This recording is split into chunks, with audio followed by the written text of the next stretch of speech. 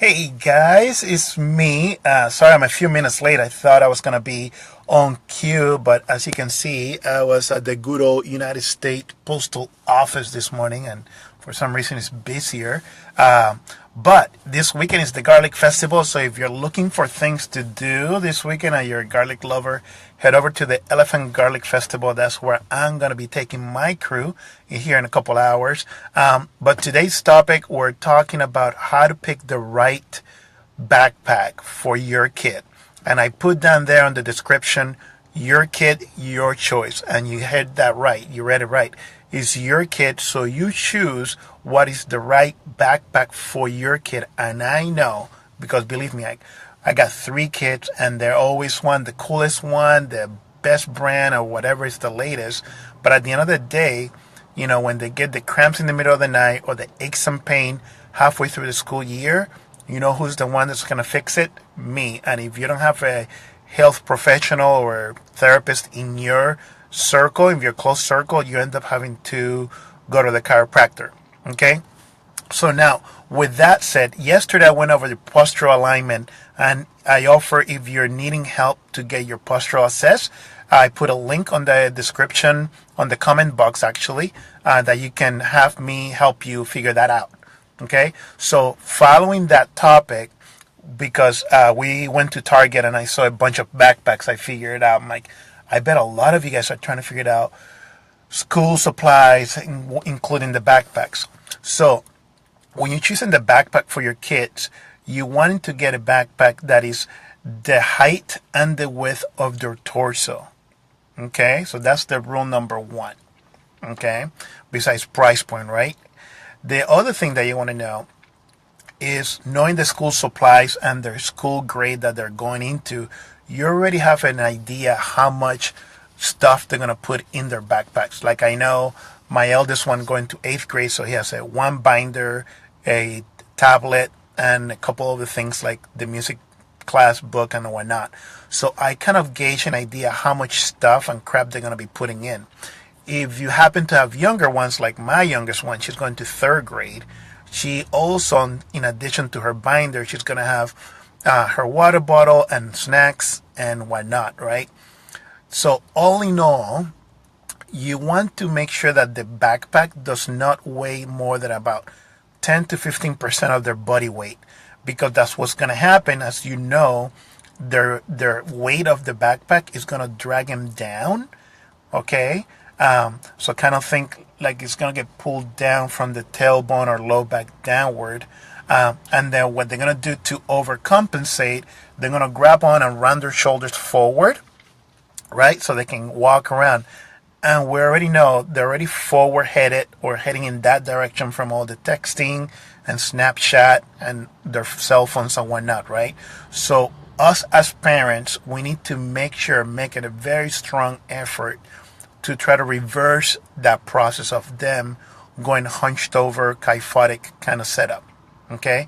And this is the key. Right now, this is the key years, the development years, that their bones are not quite set on stone, so to speak. So whatever we can do, okay, in every different areas, like at the table, in the car, walking, from the parking lot to the school ground with their backpacks, or if you actually have them walk all the way to school, do every little bit, okay, that helps them with their posture.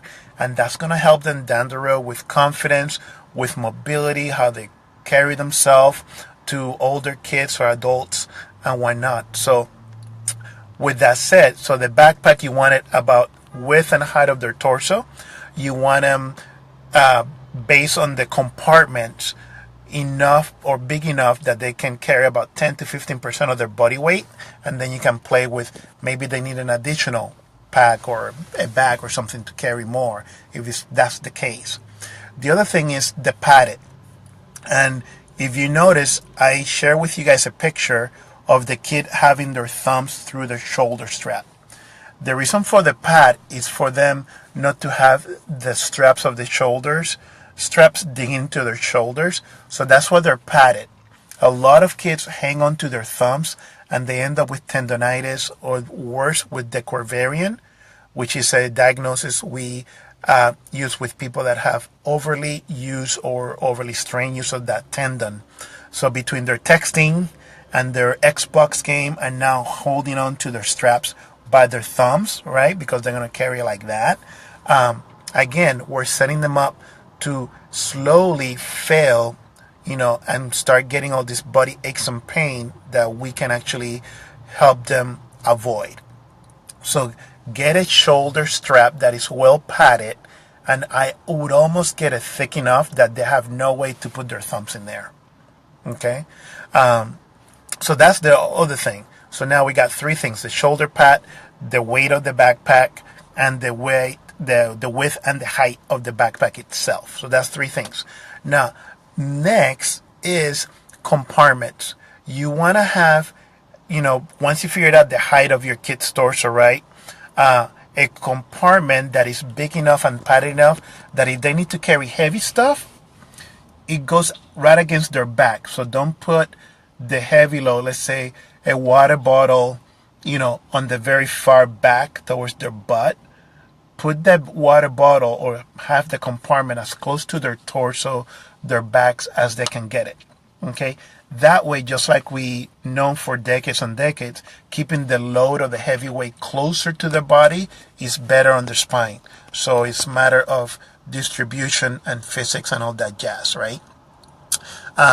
Now, post below on the comment box if you guys got any questions regarding like, what if my girl did this? What about a shoulder strap? What about the neck? What about the handles?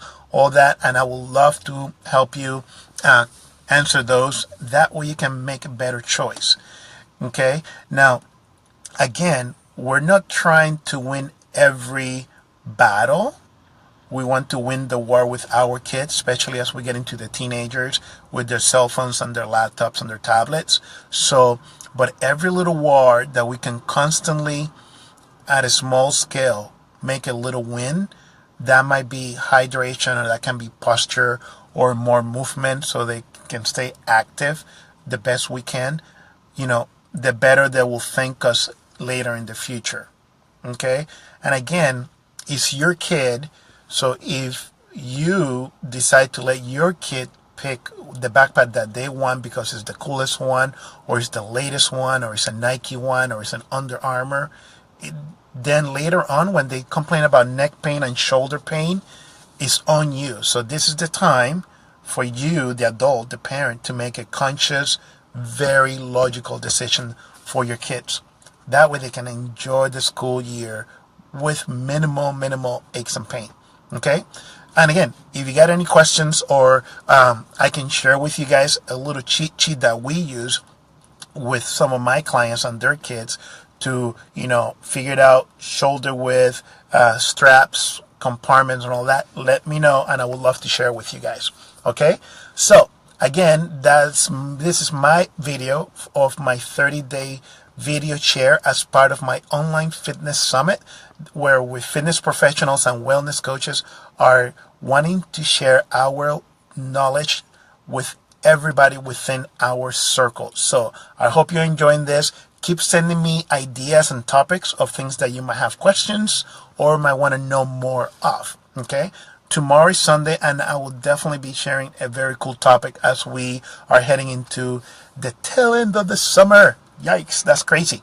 All right, guys, I hope you guys have an amazing Saturday, and I will talk to you guys tomorrow, if not later. All right?